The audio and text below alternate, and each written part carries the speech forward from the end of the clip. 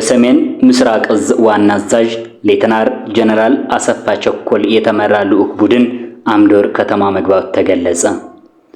በሰሜን ምስራቅ እዝ ዋና አዛዥ ሌተናር ጀነራል አሰፋ ቸኮል የተመራ ልዑክ ቡድንና የብሔረሰቡ አስተዳደር ከፍተኛ አመራሮች ወደ ውቢቷ ታሪካዊቷ አምዶር ከተማ ሲደርሱ በዳና ወረዳና በአምዶር ከተማ አስተዳደር አመራሮች እንዲሁም ነዋሪዎች ደማቅ አቀባበል ተደርጎላቸዋል።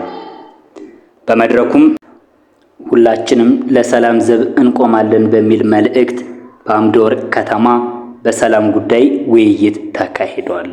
ክቡር ጄኔራል፣ ክቡራን እንግዶች፣ ዛሬም የኛ ማህበረሰብ ጥያቄ ሰላም ሲሆን ከሁሉም የልማት ጥያቄዎች ከሰላም በኋላ ይደርሳል በማለት ለዘመናት አፍኖት ያለ አነስተኛ መካከለኛና በረጅም ጊዜ የሚፈቱ የህዝብ የዘላለም የልማት ፍላጎቶች ሁሉም ያገባኛል፣ ይመለከተኛል፣ ለዚህ ህዝብ ይህ አይገባውም በማለት መልስ እንዲሰጣቸው የራስዎን ጥረት እንዲያደርጉ ጥያቄያችን ቀጥዬ አቀርባለሁ። እነዚህም ጥያቄዎች በየደረጃው ባለው አመራር የሁልጊዜ አጀንዳ ቢሆኑም መልሳቸው ግን ዘግይቷል። ስለሆነም ጥያቄዎቻችን አንደኛ ከሰላሙ ጋር የተያያዘ በሁሉም ቦታዎች 360 ዲግሪ የጠላት እንቅስቃሴ ያለ ሲሆን በደቡብ ቡግና፣ በምዕራብ እናት፣ በሰሜን ምዕራብ ሳህላ፣ በሰሜን ምዕራብ ጓህላ ሐሙሲት፣ በደቡብ ምዕራብ አጊሳ ወረዳ መሰረት አድርጎ የሚንቀሳቀሰው ኃይል የፈለገውን ያክል ተባብረን ብንታገል ህዝቡ የሚፈልገውን ሰርቶ መብላትን መንቀሳቀስን ልንደርስላቸው ባለመቻላችን የብድር ገንዘብ አውጥቶ መክፈል ባለመቻል ቤቱን እየሸጠ እንዲከፍል እየተደረገ ነው። ሌላው በደሃና ወረዳ አዋሳይ ቀበሌዎች የጠላት እንቅስቃሴ እየወጣ እየገባ ሰዎች ሰላማዊ ስራቸውን እንዳይከውኑ ትልቅ ፈተና ሆኗል። ስለሆነም ሰላሙ ጋር ተያይዞ ቢመለስልን የምንላቸው አንደኛ የተቀናጀ ኦፕሬሽን ተደርጎ ከአምዶር አዲስ ዘመን የተዘጋው መንገድ ቢከፈትልንና የነጋዴው ጥያቄ ቢመለስ፣ በጠላት የተከዜ ቀጠናዎች ኃይል በመጨመር ለአንዴና ለመጨረሻ ጊዜ መንግስት እግር የሚተክልበት ሁኔታ ቢፈጠር፣ ለአካባቢው የሰላም አስከባሪ የፖሊስ፣ የሚሊሻ፣ የፖለቲካ አመራር ከጸጥታ ጎን ሆኖ የሚታገልበት የተለመደውን ተተኳሽና የሎጂስቲክ እገዛ እንድታደርጉልን እንጠይቃለን። የሰላሙ ጉዳይ የህዝባችን እንባ በሚያብስና ጊዜ በማይሰጥ መልኩ ቀጠናችንን ነፃ የሚሆንበትን አቅጣጫዎች ቢታሰብበት። ሁለተኛው የልማት ጥያቄ የልማት ጉዳይን በተመለከተ አንደኛው በዋግ ያሉ የአስፋልት ጉዳይ የህልም እንጀራ እየሆኑ እነዚህም ከአዲስ ዘመን ብናት አምዶወርቅ ሰቆጣ፣ ከአርባ ጸጓር ሸምሻ ዝቋላ እርሻ ምርምር፣ ከኮረም ሰቆጣ ያሉት ጥያቄዎች ትኩረት ተሰጥቶ እንዲመከርበት እየጠየቅን የተጀመሩ ከጋሸና ብልበላ ጋዝጊብላ ሰቆጣ እያመሰገን ሌሎች ከላይ የተጠቀሱትን ጥያቄዎች እስከ መቼ የዚህ ህዝብ እንባ የሚታበስ አይደለም? የሚገባውን የማይገባውን የሚሰጠው ከመንግስት ውጪ ሌላ የማያስብ መፍትሄ ከመንግስት የሚፈልግ ህዝብ ነው። የችግር ፈች የልማት ጉዳይ በእኛ ዞን ጅምር እንጂ ከዚህ ግባ የሚባል አይደለም። የወጣቶች፣ የሴቶች፣ የህብረተሰቡ የልማት ተጠቃሚነት የሚመጣ ልማቶች ከጅምር ባለፈ የመጡ ጥያቄዎችን ለመመለስ ተቸግረናል። የመብራት፣ የትምህርት፣ የጤና፣ የውስጥ ለውስጥ መንገድ፣ የመስኖ ፕሮጀክት፣ ትልቅ ኢንዱስትሪ ፕሮጀክቶችን ባለመፈጠሩ ወጣቱና ህብረተሰቡ ባይተዋር ሆኖ ቁጭ ብሎ እንዲውል ተደርጓል። ስለሆነም ይህንን ሁኔታ እንዲመቻች ቢደረግ እያልኩኝ ዋናው አጀንዳዬ ሰላም ቢሆንም ትልቁ ፈተና ከሰላም ቀጥሎ የህዝብ ጥያቄ ስለሆነ ይህንን ጉዳይ በትኩረት የሚመለከተው አካል መልስ እንዲሰጥበት የእርስዎ ጥረት እንዲደረግልን በአክብሮት እየጠየቅኩኝ በድጋሚ እንኳን ደህና መጣችሁ እላለሁ። መውጫ መግቢያ ተዘግቶበት ለከፋ የኑሮ ውድነትና የልማት መጓተት መቆየት ወይም እንዲቆይ ስለማንፈልግ ከጀግናው መከላከያ ሰራዊታችንና ከሰላም ወዳዱ ህዝባችን ጋር ሆነን የአካባቢያችን ሰላም እንደምናረጋግጥ ለማስተዋወቅና ቃል ለመግባት እፈልጋለሁ። እጅግ አድርጌ አመሰግናለሁ። ለዚህ አሁን ያለው መንግስት ስለሆነ ማን ሊደፍሩ ባለመቻሉ ስለዚህ አሁን ትኩረት ተሰጥቶ ወደ ልማታችን ለመመለስ ትኩረት ተሰጥቶ መሰራት እንዳለበት የሚል ነገር ያለ እዚያዎች ላይ በቅርብ መንገድ ተዘግቶ ምንም ነገር ከላ ኬላውን እንደ መንግስት ኬላ ቁሟል። በእያንዳንዱ ቦታ ላይ ነጋዴው ህብረተሰቡ በ5 በ6 ቦታ ላይ ነው የሚቆረጠው ኬላ ብያለሁ። አሁን ምናልባት እንግዲህ ሰቆጣ ላይ አሁን ለምሳሌ ከወለድ ጀምሮ ሰቆጣ ሲገባ አንድ ወር እስከሚደርስ ድረስ 3-4 ጊዜ ይቆረጣል።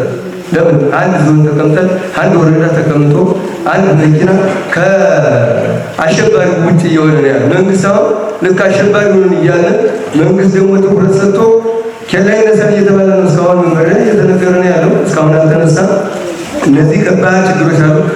መንገድ አለመኖር ማለት እንግዲህ ምናልባት እንደ መንግስት አስፋልት ተፈቅዷል በ2018 ተብሏል። ሌሎች ቦታዎች መንግስትም እኮ ጸጥታውን ስራ እየሰራ የልማቱንም ስራ እየሰራ መሄድ ያለበት በተጓዳኝ ይሄ እስካሁን የመጣ ነው። ከ73 ዓመተ ምህረት ጀምሮ ልማት ሳይቋረጥ ያን ጊዜ በዚያ ትግል እያለቋ በበረሃ አንድም ተሽከርካሪ ባልኖረበት ዘመን ልማት እየተሰራ ነው የመጣው። አሁን ግን ብዙ ልማት ብዙ ሀብት እያለው መንግስት እነዚህ ልማቶች በተጓዳኝ አለማየቱ ትንሽ ቅር ያሰኘ ነው። በጣም እንደ ዋል እንደ ደሃና እንደ ጋዜጣ ምንም ነገር አይነት ልማት የለም። ብዙ በከፍተኛ ደረጃ ወደ ሰላም አስፈላጊ ነገር ነው። በሰላም ይሄ ጉዳይ መቋጨት መቻል አለበት። መንግስት ምን እያየ ነው? ይሄ ጉዳይ ወዴት ነው ያለው የሚል በአጠቃላይ በግል ግምገሜ ሳይሆን በአካባቢያችን ሳይሆን በአማራ ክልል አሁን በሰሞኑ የተካሄደ ነበር። ሀገሪቷ ታገኘች ይችል የነበረችውን ነገር እያጣች ነው። አካባቢያችን ነው። ይሄ ለውጥ ሲመጣ በመጀመሪያው ጊዜ እኔ ራሴ በግሌ አንድ ጉዳይ ከታተል ነበር። እዚህ አካባቢያችን የመንገድ ላይ የመሰረተ ልማት ቁጦች አሉ። እነዚህ ቁጦች መፈታት አለባቸው ብሎ በጠቅላይ ሚኒስትሩ ደረጃ ይህ አካባቢ መልማት አለበት። አንዲት ሀገር ሰላም ነው። ሰላም ሲሆን ነው ሁሉ ነገር የሚገኘው። በሰላማዊ መንገድ ብዙ ነገር ማግኘት ይቻላል። የእኛ ደግሞ ሰላም በማጣታችን ብዙ ነገር አጥተናል። ይህን ሰላም በ2013 ዓመተ ምህረት 3 ዓመት ሲባል ነበር። 5ኛ ዓመታችን ነው።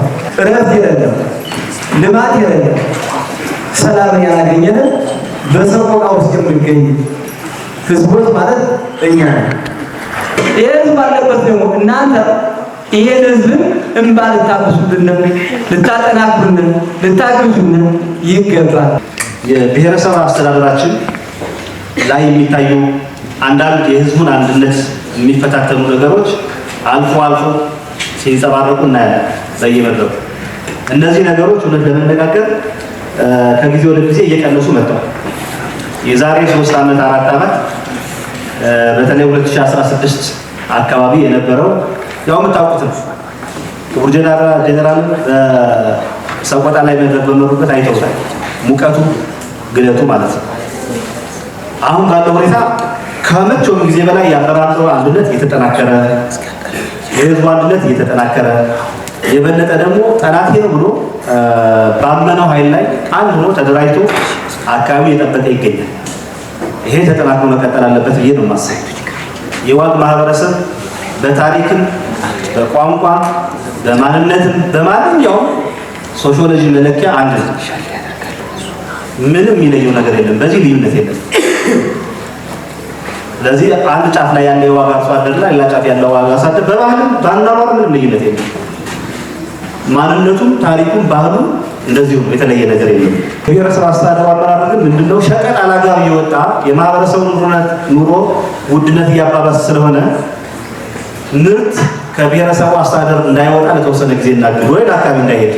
ለምሳሌ ባቄላ በከፍተኛ ተመርቷል፣ ግን ገበያዎቹ ደግሞ ማህበረሰቡ ውድ ነው ብሎ እያማረው ነው መንግስትን።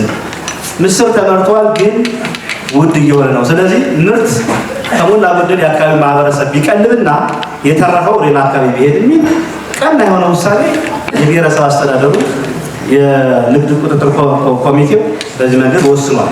ብሔረሰብ አስተዳደሩን ባለፉት 2 ዓመት ተኩል ምርምር ውስጥ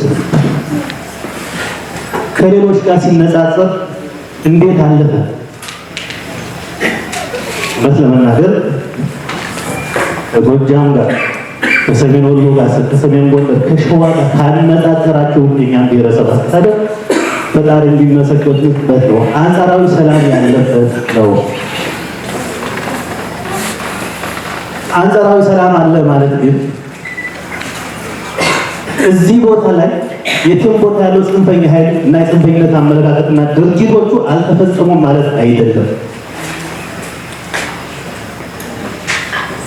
ለምንድን ነው ከዚህ በባሰ ደረጃ የጽንፈኝነት ጦሱ እኛ ጋር ያልበረታው ካላችሁ በሰላም ወዳዱ ስነልቦናው ባደገው ማህበረሰባችን ጥረት ነው። ይሄ አንድ መሰመር አለበት። ከላስታ ሲሻገር ከደቡብ ጎንደር ሲሻገር ከበለሳ ሲሻገር እዛ ያለ አርሶ አደር ለጸጥታ መዋቅራችን መረጃ ይሰጣል። ከጸጥታ መዋቅሩ ጎን ይቆማል፣ ይሸመግላል፣ ይመክራል፣ ይዘክራል፣ አይጠቅምም ይላል። ያደገ ስነ ልቦና ያለው ማህበረሰብ ስላለ ነው። አንድ እያዛለበት ሁለት መስዋዕትነት ተከፍሎ ነው። ሰላማችን ያረጋገጥነው በልመና አይደለም። ወንድሞቻችንን ቀብረን ነው። ከሰባ በላይ ነው እዚህ ቤተሰብ አካባቢ ጥቃት የሰነዘረው ይበቃል። ከጥቃቅን ግጭት እስከ ከፍተኛ ግጭት ማለት ነው። ያን መክተን ነው በአንድነት ማለት ነው። ስለዚህ ብዙ የምትፈልገው እኛ የመጣው አንጻራዊ ሰላም እንዲሆን መስዋዕትነት ተከፍሎበት ነው። ትግል ተደርጎበት ነው። እዚህ ያለው የጸጥታ አመራሮቻችን ትናንትና የዋን ፋኖ ልመስርት ብለው ጥረት ሲደረግ ግንባራቸውን ሰጥተው ታግለው ነው አሁን ያለው ነገር ያቀለሉልን። ዝም ብሎ አይደለም ታግለው። ከህዝባችን ጋር ስንት ጊዜ ተደጋጋሚ ውይይት አደረግን በዚህ አጀንዳ ላይ እዚህ አዳራሽ እየተሰደብን ጭምር ያሁኑን አጥዩ ያልፋል ብለናቸዋል። ያለ አሁን ያልፋል ከዚህ በላይ ጽንፈኛ አትበሉ እየተባለ ስንት ነገር ነው ያስተናገድ።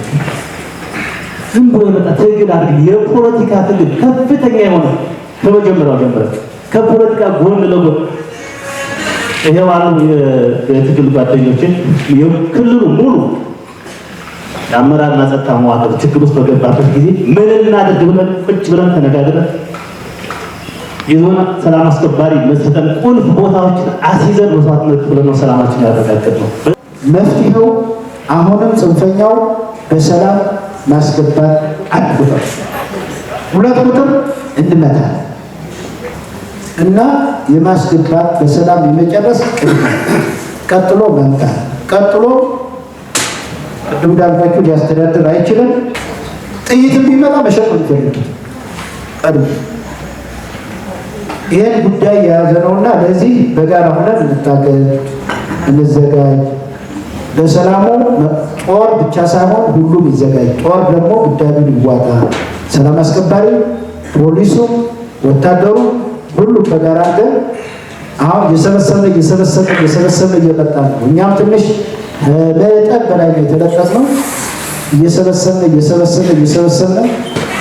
ለዚህም ጭምር የምናስገባበት የምንቀናይበት ጊዜ ይኖራል።